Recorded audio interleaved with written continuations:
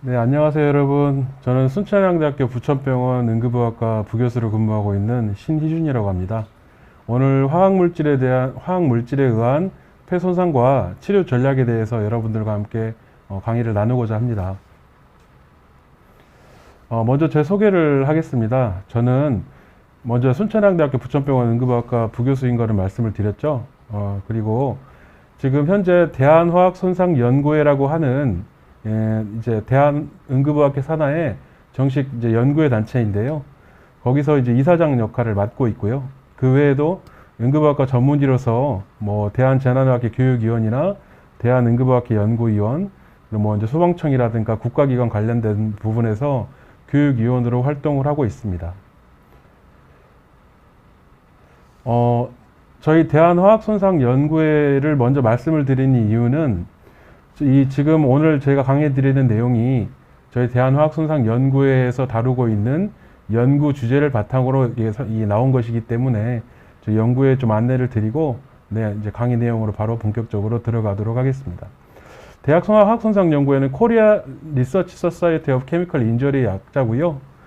이게 지금 개인의 손상 기전 확인과 치료를 위한 의학적 관점과 그리고 집단 노출의 예방과 치료를 위한 사회적 관점, 그리고 화학손상의 위험성 및 대처 방안의 교육 개발 및 시행을 위한 가이드라인 개발을 다 같은 목적으로 해서 저희 연구회가 발족되었습니다.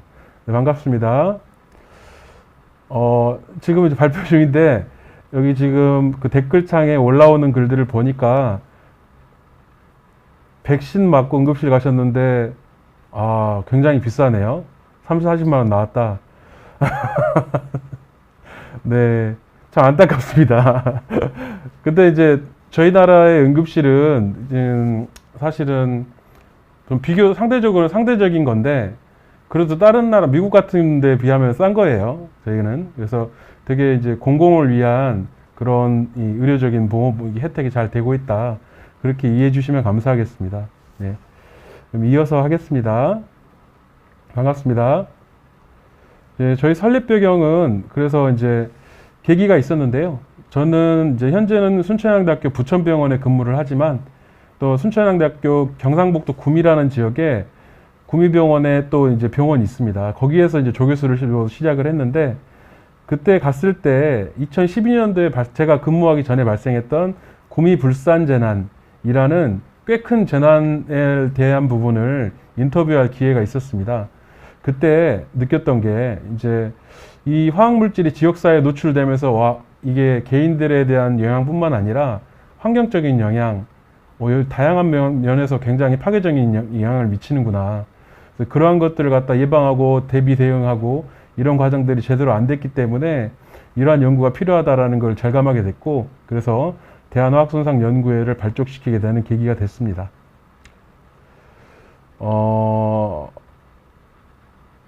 지금 이제 설명 중에 보니까 늑막에 암이 전이가 되어서 흉수천차로 흉수에 암이 나왔다면 이 흉수가 몸에 돌고 돌아 전이를 일으키나요? 물어보셨는데 굉장히 어렵네요. 근데 오늘 이제 주제는 암에 대한 부분은 아니거든요. 그래서 일단은 그 부분에 대한 부분은 제가 일단 답변은 보류를 하고요. 일단 폐에 염증이 있어가지고 치료받으시는 분인데 치료를 위해서 또 이제 들어보고 싶다 하시는 분들 있었습니다. 조금이나마 도움이 됐으면 좋겠는데 오늘 화학 손상은요, 주로 이제 작업장 화학물질 누출이라든가 화재에 의한 이런 분진 흡입 이런 부분들로 인해 가지고 폐 손상을 입었을 때 어떤 치료 전략을 하면 좋겠느냐, 지금 트렌드는 어떤 거냐, 이런 부분에 포커싱을 맞춰져 있습니다. 그 참조 부탁드리겠습니다. 저희 화학손상 연구의 요거는 이렇습니다. 가운데 이제 나무가 있고 그네가 있어서 심과 휴식 그리고 회복 이러한 부분들을 다루고, 방패 모양은 화학물질로부터의 보호고요. 색깔이 점점 짙은 데서부터 옅어지는데 이거는 오염된 물질로부터의 제염, 그러니까 이제 깨끗하게 씻는 것, 그러한 부분들을 상징하고 있습니다. 저희 회장님이신데요. 목포한국병원 응급의학과의 김재혁 응급의료 센터장님이시고 또 저희 회장님이시고요.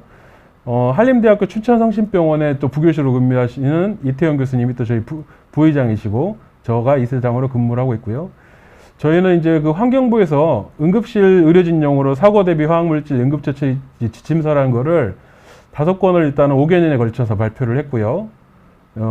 이제 연구를 해서 발표를 했고, 그 외에도 수많은 국내 논문이나 해외 논문, 특히 SCI 2급이라고 하는 꽤 이제 이 임팩트가 있고 인정받는 유수한 저널 학술지에 저희 연구를 실은 바 있습니다. 그래서 이제 이러한 연구를 하고 있고요.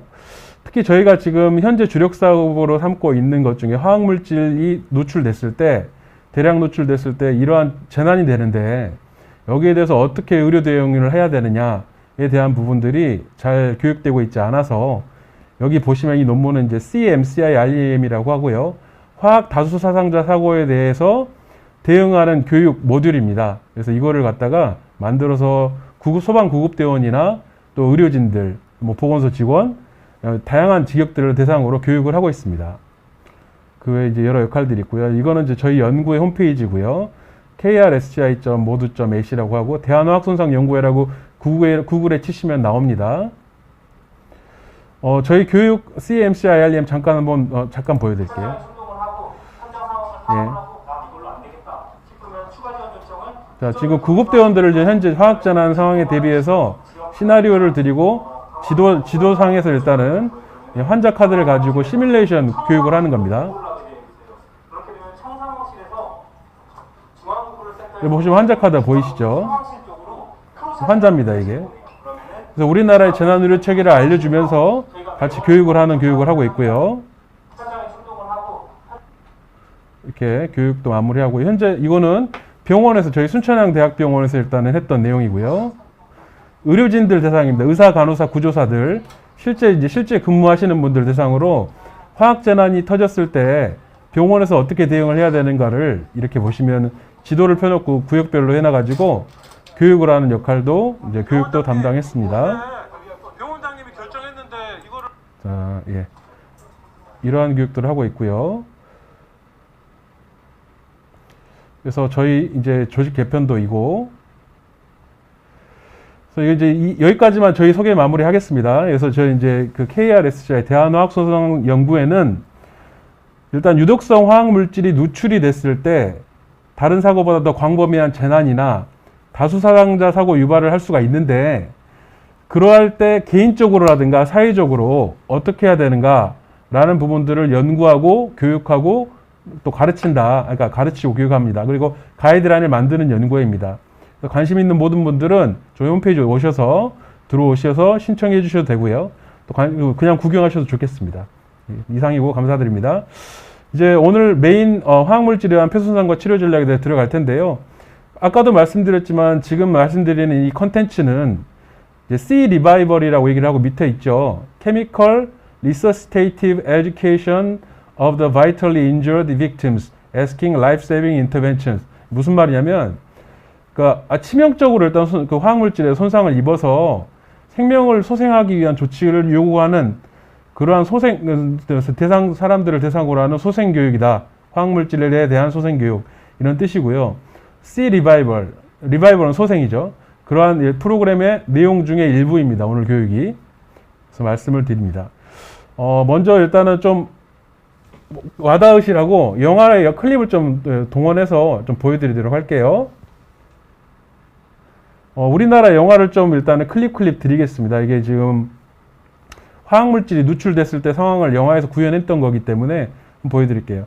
2019년작이고 엑시트라는 영화고요. 잘 아시죠? 우리 수리생에 나오는 조정석 씨나 또 윤아가 주연을 했습니다.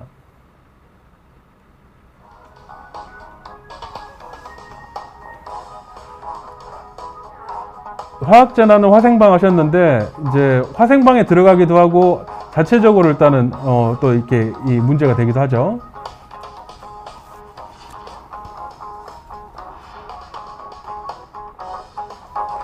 지금 이제 조정석 씨가 대해서 소방관으로 나오는데 굉장히 이제 맨몸 운동도 잘하고 건강합니다.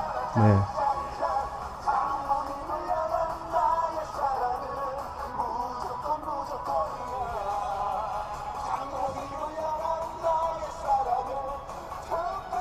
자, 그러다가 이제 사고가 터지게 되는 거죠. 근데 이제 누군가가 사고를 만드는 거죠.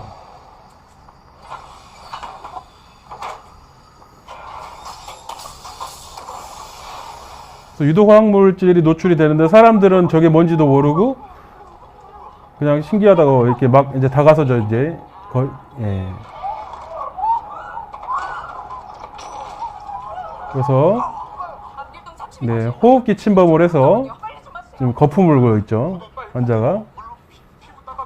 자, 피부 노출되니까 유해물질 노출되니까 피부도 이렇게 자극 반응이 생겼죠. 불그스름하게. 그래서 이제 화학물질이 막 뭉게뭉게 구름이 돼서 이게 올라오는데 이걸 갖다가 전문 용어로 톡식 클라우드라고 합니다. 톡식 클라우드가 올라가는 거예요, 이제. 다들 옥상으로 올라가요. 집안 가스레인지도 사용하곤 했는데 신경 쓰셔야죠. 예. 사람들이 이제 올라가는데 도망가야 되는데 이제 문이 안 열려. 왜 안 열려? 뭐 이러이러한 상황들이 있습니다. 자, 그래서 요 정도까지 보여드리고요.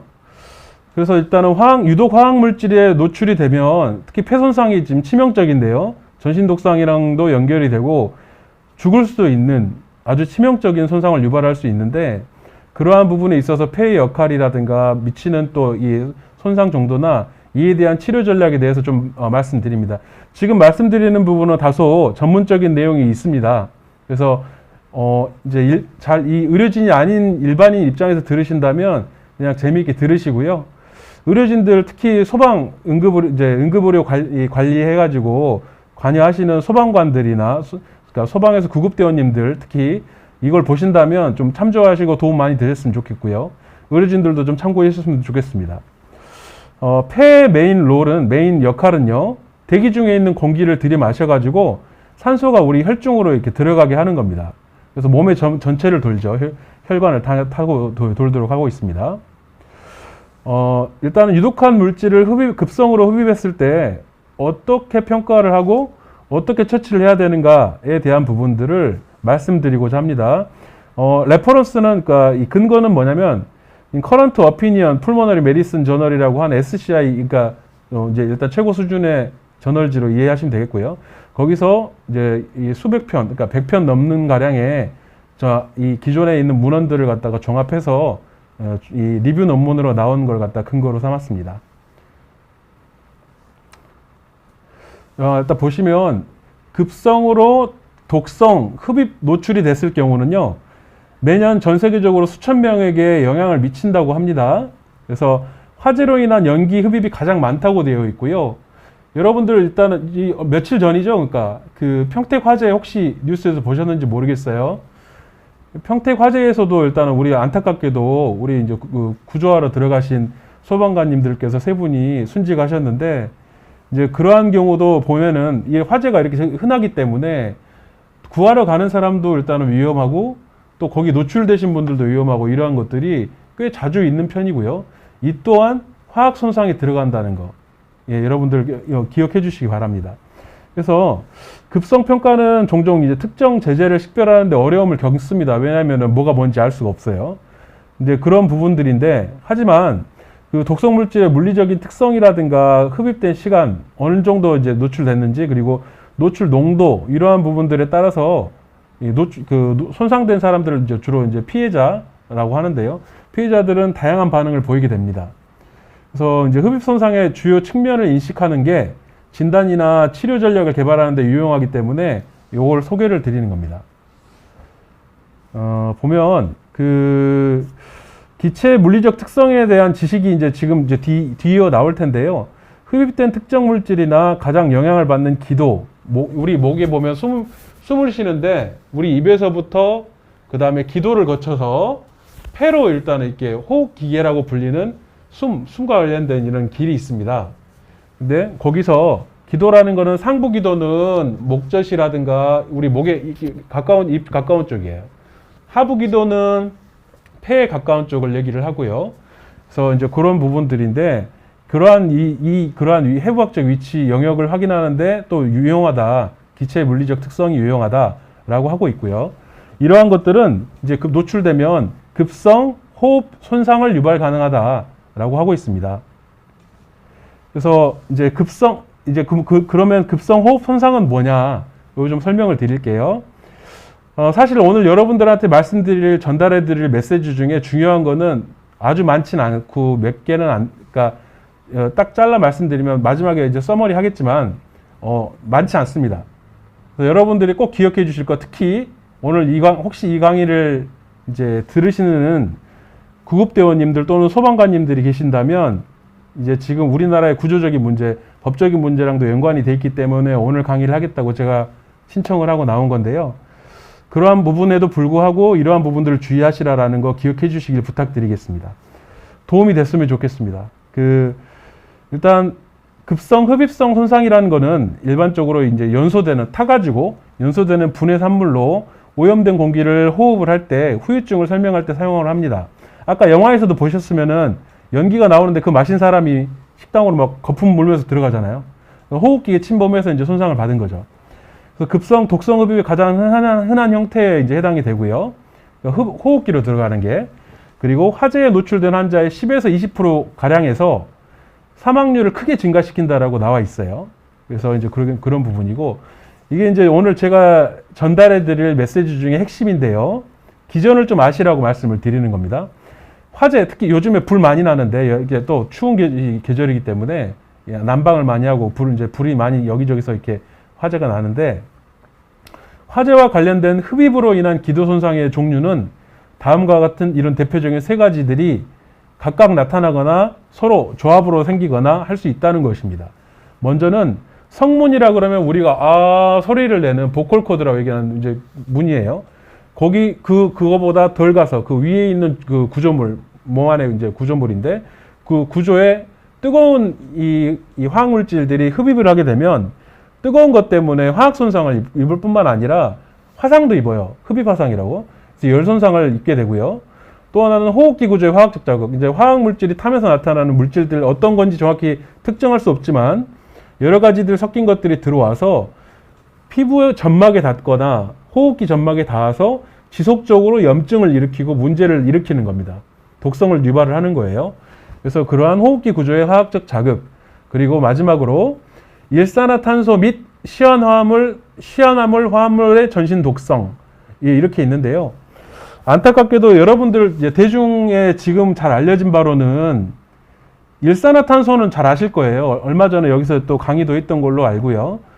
일산화탄소는 이제 고압산소 치료라는 게 또 이제 급성기에는 대표적으로 필요한 치료라는 것이 대중에도 많이 공고가 되었고, 지금 지자체에서 서로 지원해가지고 병원들에 지원해서 고압산소 치료기 드리도록 도움도 주고 있는 상황인데요.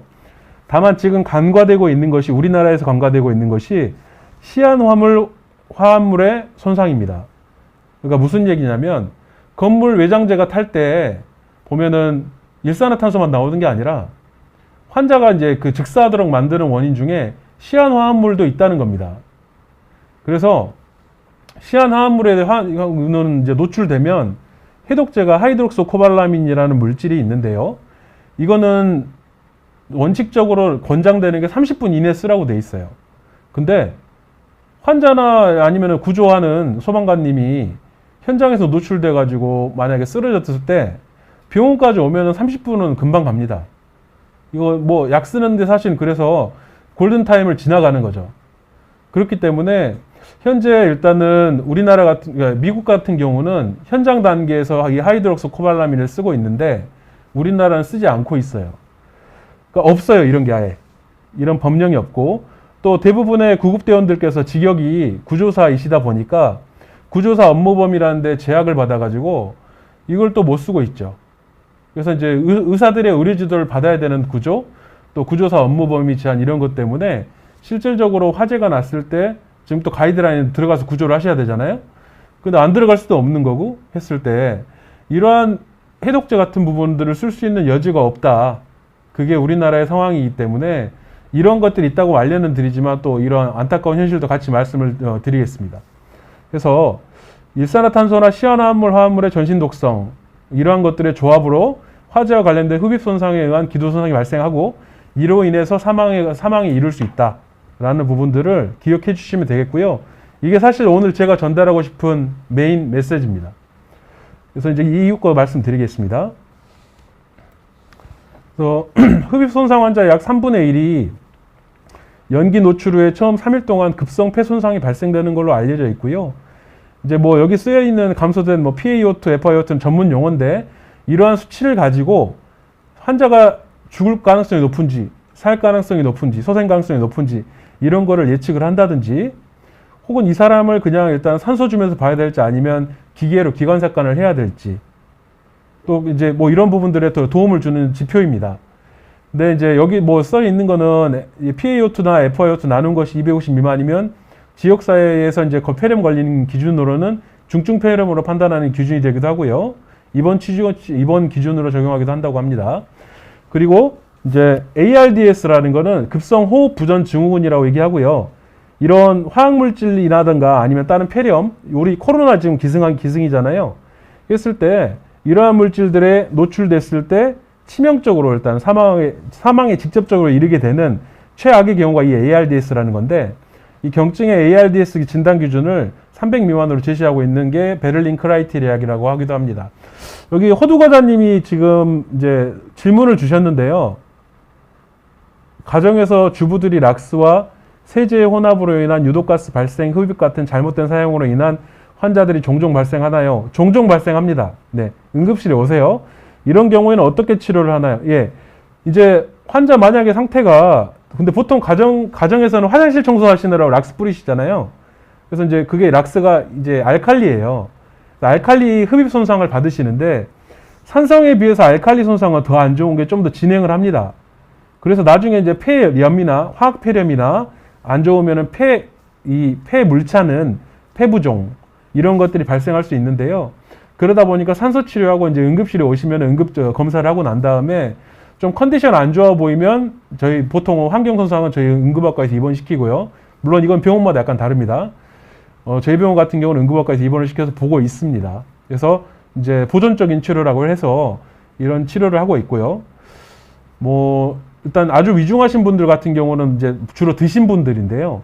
이거를 마신 분들 이럴 때는 조직 손상이 심하기 때문에 기관삭관을 하고 기도가 안정화될 때까지 좀 지켜보고 이런 폐 치료하고 난 다음에 전신 독성 완료시키고 난 다음에 환자분 이제 이 내과 쪽으로 치료가 되면 자살 시도하신 분들이 대부분 다 정신과적인 마음의 문제가 있으시잖아요.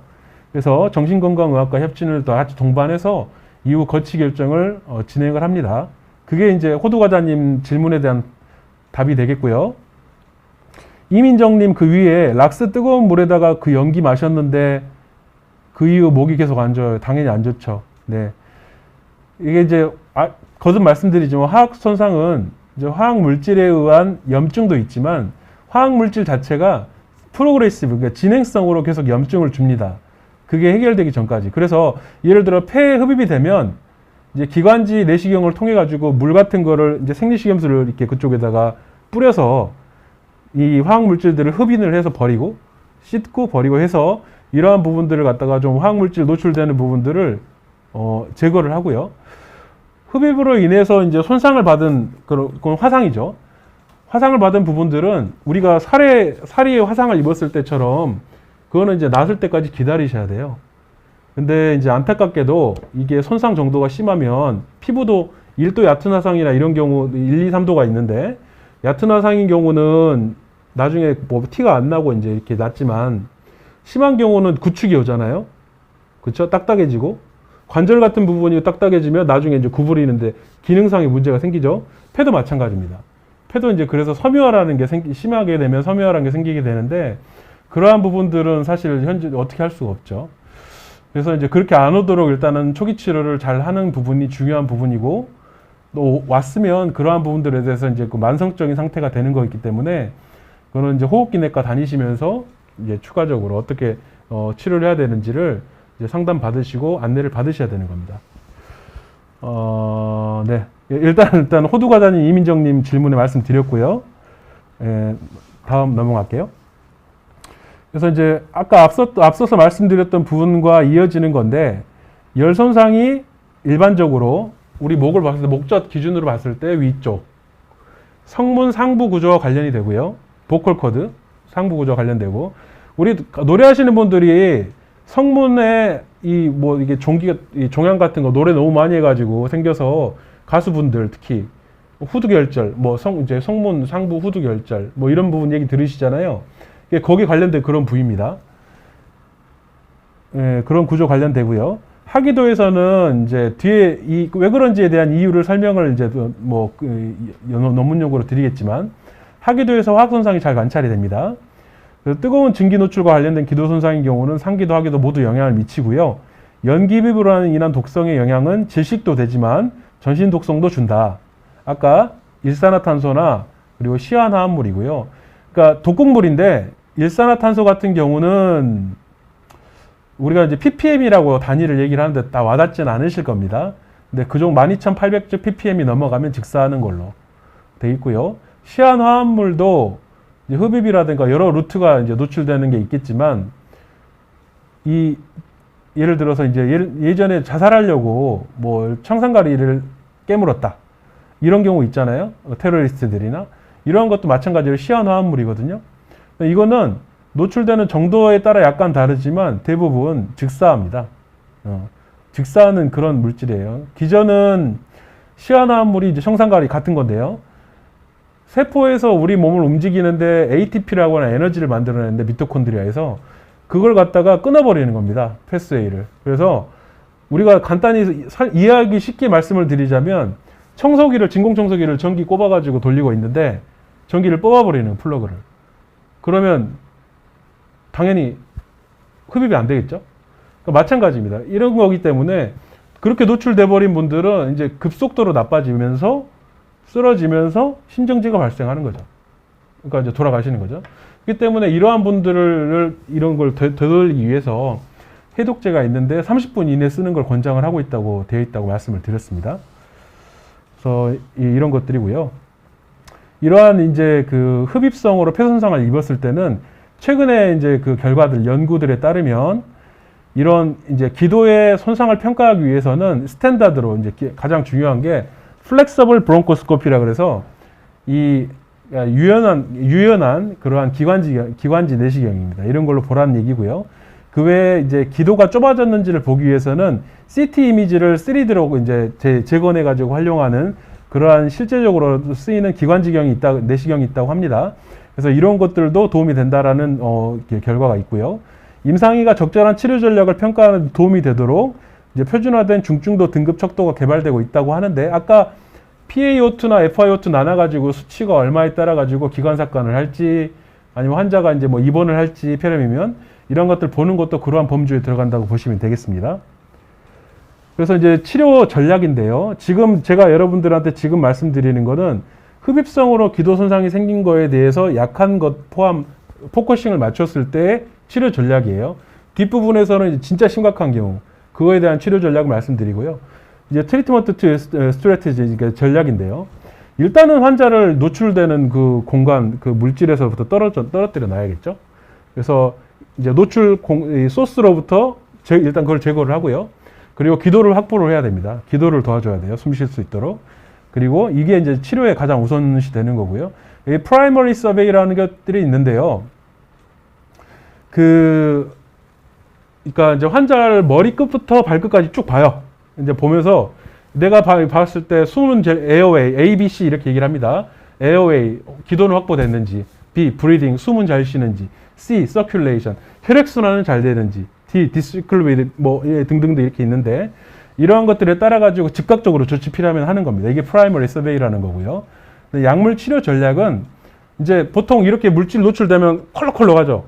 컬럭컬럭 기침하고 가래 끓고 막 숨차고 막 이렇죠. 또는 어지럽고 이런 것들이 있는데, 호흡기 관련해 가지고는 점액 용해제나 가래 이제 거담제 같은 거, 기관지 확장제, 기관지가 좁아졌을 때 확장하도록 도와주는 약, 그리고 흡입 항응고제. 이게 이제 피가 잘 이렇게 굳고 피떡 같은 게 잘 생기는 효과가 생기거든요.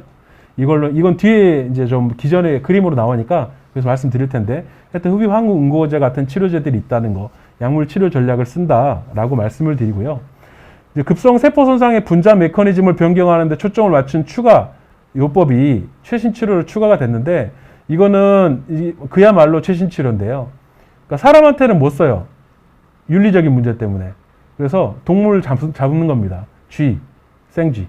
이걸 잡아가지고, 이 정말 치명적인 그런 화학 물질들에 대해서 일단은 줘보고 그것들에 대해서 어떤 이제 해독제로 쓸만한 것들을 분자 생물학적으로 연구를 해가지고 밝혀서 치료제에 이가 효과가 있었던 것들을 리스트업해서 이제 보여준 겁니다. 뒤에서 말씀드리도록 하겠습니다.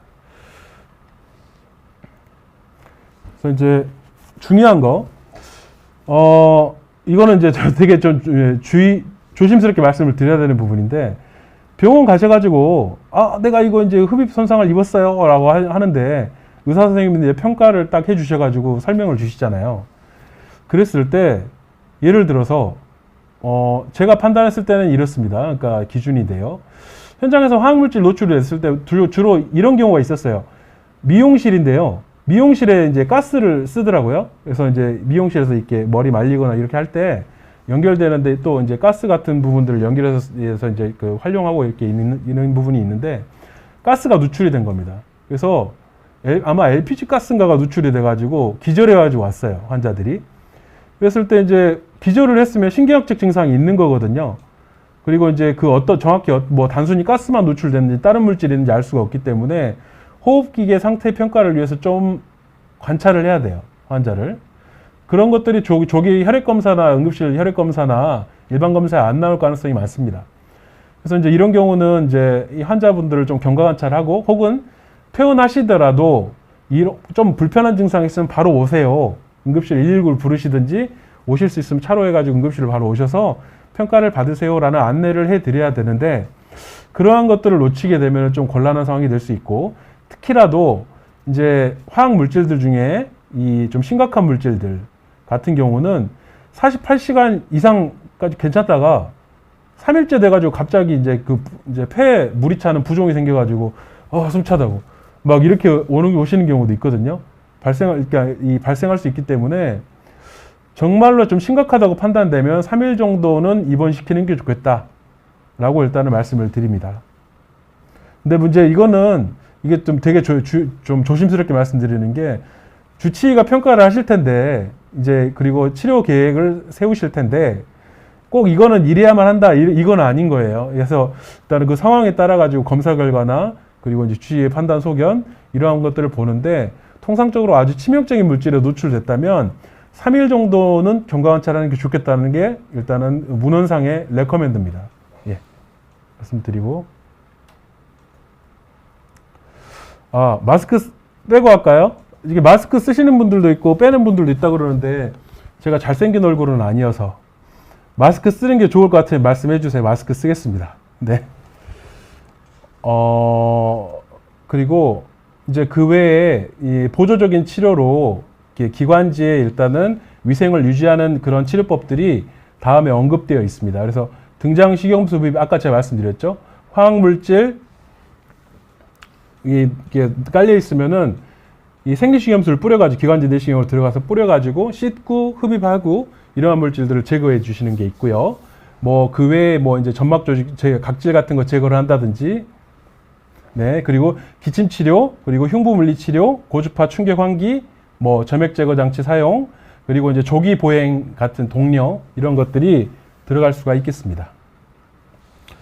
그 외에 그 급성 독성 흡입 시에 고려해야 될 기체나 그리고 이제 그러니까 노출되시는 분들이 호스트거든요.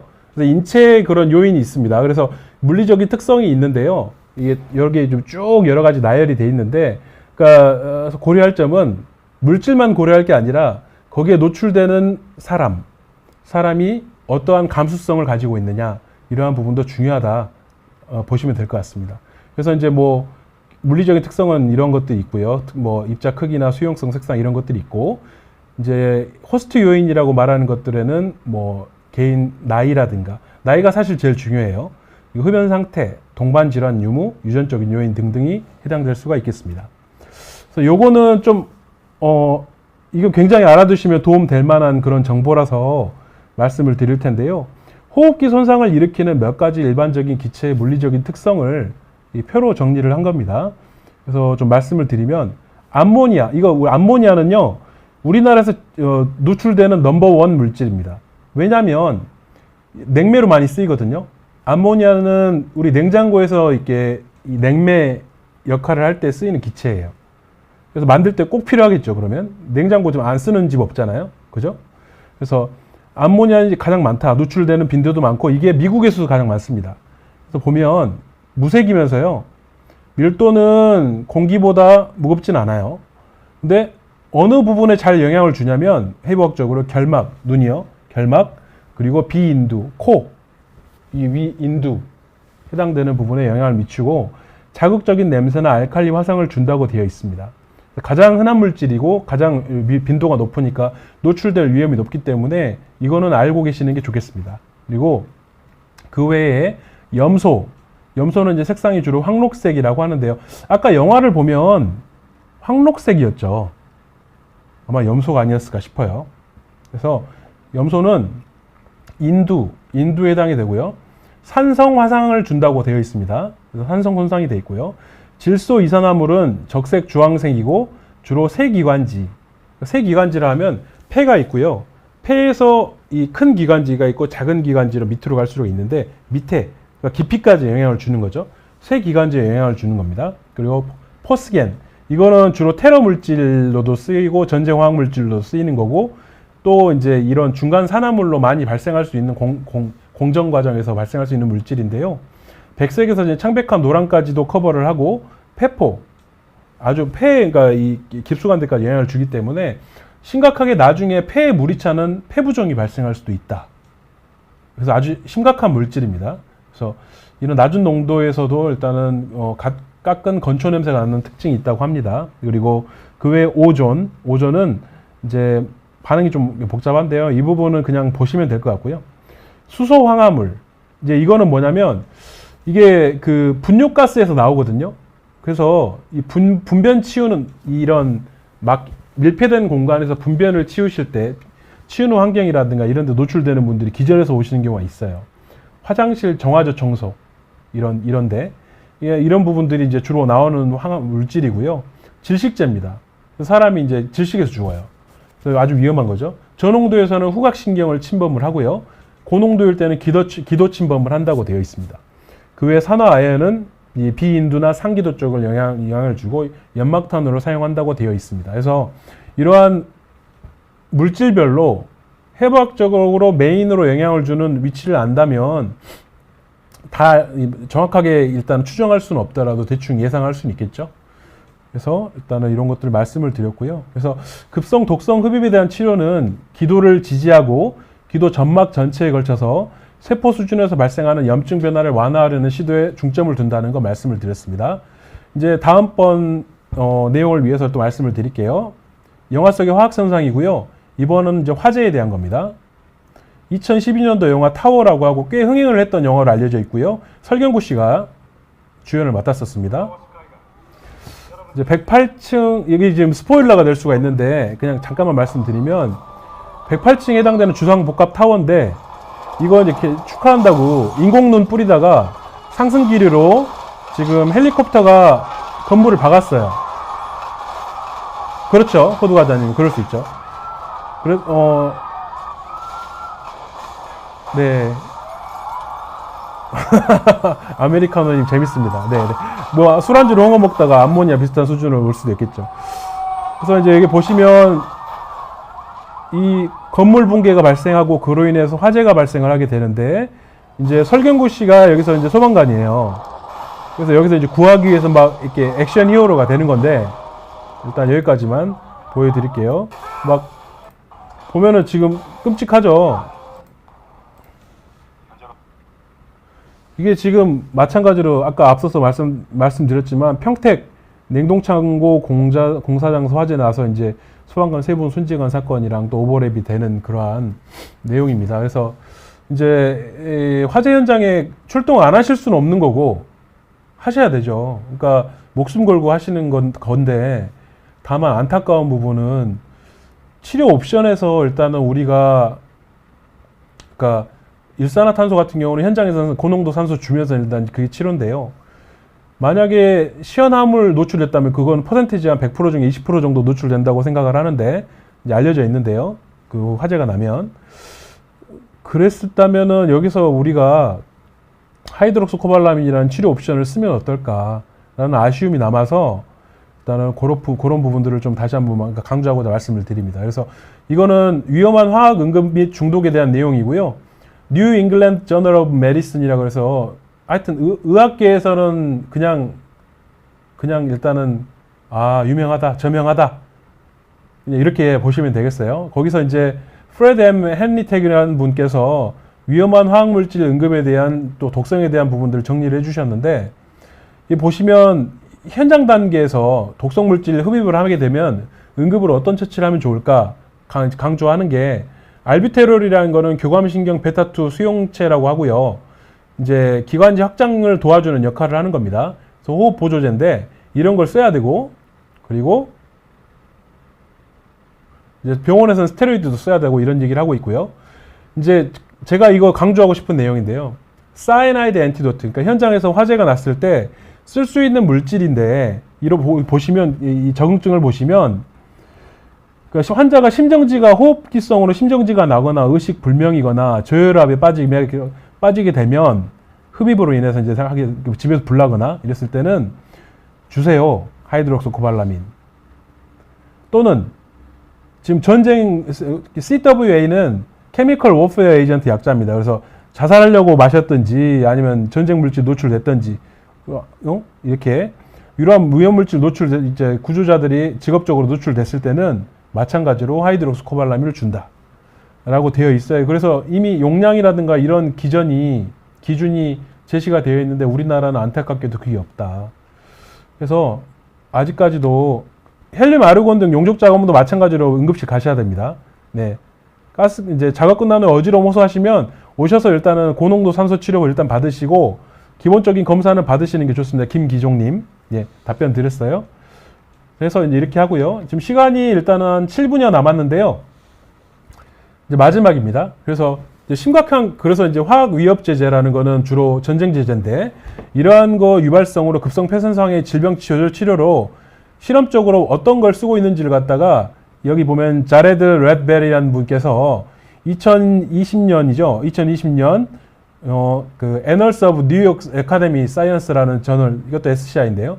여기 이제 리뷰 논문으로 한 130개의 아티클을 리뷰를 하셔가지고 실으신 거예요. 그래서 물질들을 대표적으로 4개를 나눴는데 수포제, 전쟁 물질입니다. 수포를 일으켜가지고 일단은 사망에 이르게 하는 위험한 물질이고 포스겐, 그리고 염소, 리신 이런 것 치명적인 화학물질에 노출됐을 때 어떠한 폐병리가 생기는 부분이나 그리고 ARDS를 아까 말씀드렸는데 급성호흡부전 증후군의 발병과 이러할 때 어떤 치료를 하는지 지손상으로 그러니까 동물 실험을 해가지고 나온 치료법들 이러한 것들을 이제 얘기를 해주셨는데 요런 부분들을 잠깐 보여드리고요. 그리고 항산화제, 항염증제, 생물학적 제제, 중감염, 줄기치료세포 이러한 전 임상 동물 연구에 사용되는 질병 수정 치료에 대한 잠재적인 미래 접근 방식도 고려해야 된다. 이러한 부분들에 대한 내용을 말씀드리겠습니다. 일단은 이게 이제 그 급성 호흡부전 증후군이 왔을 때 저산소증에 빠지게 되는 이러한 이제 패소피지올로지라고 해서 병태 생리학인데요. 먼저 일단 세포 염증 때문에 폐에 물차게 생기게 되는 경우가 있고, 그리고 폐에 보면은 폐가 미끈미끈해요. 근데 이걸 윤활제제라고 그러는데 이게 없어져. 그래서 염증이 생겨요. 그래서 이러한 것들이 혈중에 이제 그 산소 농도가 떨어지게 만드는 과정에 영향을 줍니다. 그래서 저산소증이 발생을 하게 되게 되는 거고요. 또 하나는 이제 혈관 내에 미세하게 혈전들이 생겨요. 그래서 이런 것 때문에 사강이라 그래서 폐에서 우리가 못 쓰는 공간, 환기시킬 때 못 쓰는 공간이 증가되게 된다. 그래서 이러한 요인들 때문에 저산소증에 기여한다고 되어 있습니다. 그래서 이거는 이제 의사들이 좀 잘 들으셔야 돼요. 의료진들한테 중요한 건데요. 이런 급성 그러니까 호흡 일단은 그러니까 부전 증후군이 왔을 때는 적극적으로 인투베이션, 그러니까 기관사관을 하셔야 되고요. 그리고 이제 로우 타이달 볼륨, 이 용어는 일반인들한테는 죄송합니다. 이제 기계에 들어가는 거기 때문에 로우 타이달 볼륨으로 예측되는 체중에서 6에서 8ml 기준으로 일단 하셔야 되고, 그리고 환자를 보통은 눕혀서 이렇게 기관사관을 하는데 그게 아니라 엎드려서 기관사관에 엎드려가지고 벤틸레이션을 시키면 환자가 숨을 더 잘 쉴 수 있게 돼서 도움이 된다. 그리고 수액은 좀 이제 투입을 일단 제한을 하고 몸에 폐에 물 찼으니까 이제 소변으로 뺄 수 있도록 이뇨제를 투입을 하라라고 하고 있습니다. 그래서 이러한 원칙들을 잘 기억해 주시면 이런 환자가 왔을 때 도움이 되실 걸로 생각합니다. 그래서 이제 이런 화학적 위협제제 유발 급성 폐손상은 수포제는 뭐 유황계자, 질소계자 등이 있고요. 포스겐은 전쟁에서 사용됐던 물질이고, 클로렌도 전쟁에서 사용될 수 있는 물질이고, 현재 중동에서도 화학물질로 쓰는 것 중에 하나라고 돼 있고, 리신, 피마자 씨앗에서 이제 추출한 식물 독소의 유료로 이것만 자연산인데요. 이러한 것들이 있다라는 걸 말씀드렸고, 지금 말씀드리는 거는 동물들의 이제 렛은 쥐죠. 기니아피그나 이런 것들을 사용했을 때 이러한 기전들, 그러니까 뭐 예를 들면 INOS를 이니비션 한다든지 뭐 등등등 이렇게 있어가지고 이런 해독제들이 쓰이고 있는데 저희한테 친숙한 게 이비프로펜이 있어요. 포스겐에 콕스2 이니비션인데 이비프로펜을 써가지고 치료를 한다는 겁니다. 이비프로펜 우리 약 먹는 약 있잖아요. 그죠? 그리고 이제 클로린 보면 뚜두두 보면 NaCN, N-아세틸시스틴이라 그래서 이제 이거는 타이레놀 중독 때도 쓰는 거고요. 또 보면은 부데소나이드 뭐 이런 스테로이드 같은 것도 들어있고, 그래서 저희들이 실제로 일상생활에 쓰는 것들도 들어있기 때문에 적용을 일단은 이런 죽기 아니면 살기니까 이런 상황이라면 좀 써볼 수 있도록 한번 보는 것도 좋지 않을까 생각을 합니다. 이제 마지막인데요. 화학물질과 입자 손상에 대한 소기도의 감수성이라는 것도 마찬가지로 저널이고요. 여기서 이제 요점은 이겁니다. 인간의 소기도는 이제 일반적으로 직경이 2mm 미만인 기도를 얘기를 하고, 화학물질로 인한 손상이 취약하다. 그래서 상기도보다는 소기도가 화학물질에 더 취약하다. 그래서 또 이제 이 화학물질에 대한 침범을 한다. 이런 부분들을 기억해 주시고, 이러한 걸 잘 알고 있으면 나중에 화학물질에 대한 치료 전략을 세우는 데 도움이 될 것이다. 라는 논문 연구했습니다. 그래서 보시면은 해부학적 분류로는 네소페링스는 아까 이제 이 비인두입니다. 그리고 큰 대기도 여기까지는 들어가고요. 소기도가 근위부 기관지, 원위부 기관지, 말단 기관지 이렇게 얘기를 하는데 이러한 것들이 소기도다라고 보시면 되겠습니다. 마지막입니다. 그래서 이제 포스겐이라는 물질이 공업단지에서 주로 누출되는 경우인데, 지금 두 케이스는 1995년에 실제 경험했던 경우고, 저희 순천향 부천병원 호흡기내과 장한수 교수님이 전공의 시절 때 이제 근무를 하시면서 경험했던 케이스를 공유를 해주셔서 감사하게도 이제 나누는데요. 사람이 노출돼가지고 실제로 치료했던 거예요. 그래서 이제 보면 일단은 이걸로 노출돼가지고 폐부종이 생겨서 환자가 돌아가셨어요. 그래서 이러한 문제가 있는데 케이스 1, 2가 있는데요. 25세 여성분은 이제 생존한 걸로 되어 있고요. 폐 물찬 이런 소견이 있었는데 14일째 호전이 됐었고, 37세 남자 환자분은 노출 후 10시간 후에 오셔서 오래 걸렸죠. CNH, UH는 이거 밝혀도 되나? 전남대학교입니다. 광주에. 그래서 이 치료를 하셨는데 이제 회복을 못하고 돌아가셨어요. 안타깝게. 그래서 일단은 이제 마지막인데요. 이러한 치명적인 치료, 그러니까 이 화학물질에 대한 치료를 위해서는 지식이 있어야 되고, 또 사전에 유의하는 부분들을 알고 있어야 되고, 대비 대응을 위한 게 필요한데, 그런 것을 저희 대한화학손상연구회가 가르칩니다. 그래서 여러분들 아까 KRSCI 구글 검색하면 나오니까 관심 갖고, 뭐 의료인이 아니더라도 여러분들 위해서 열려 있거든요. 무료니까 얼마든지 관심 갖고 참여해 주시면 감사하겠습니다. 그래서 이제 포스겐 중독 치료를 위해서는 글루코코티코이드나 양압항기, 뭐 진해제, 완충령 이런 것도 쓰고요. 실험적으로 쓰는 시클로포스포마이드나 리폭식이나 이제 억제제, 뭐 인도메사신 같은 경우도 생존율 향상에 도움을 주는 걸로 알려져 있다고 합니다. 그래서 여기까지 강의를 마치도록 하겠습니다. 감사합니다, 여러분. 호응 잘 해주시고, 밀가루, 제초제 밀가루 섞어서 가루 만들어 김치찌개 봉탄 여자 사건. 네, 끔찍합니다. 네, 그런 일이 없어야겠죠. 네. 일단 지식적인 부분들을 도움이 되셨으면 좋겠고요. 여러분들 오늘 또 좋은 하루 잘 마감하시기를 바라겠습니다. 감사합니다.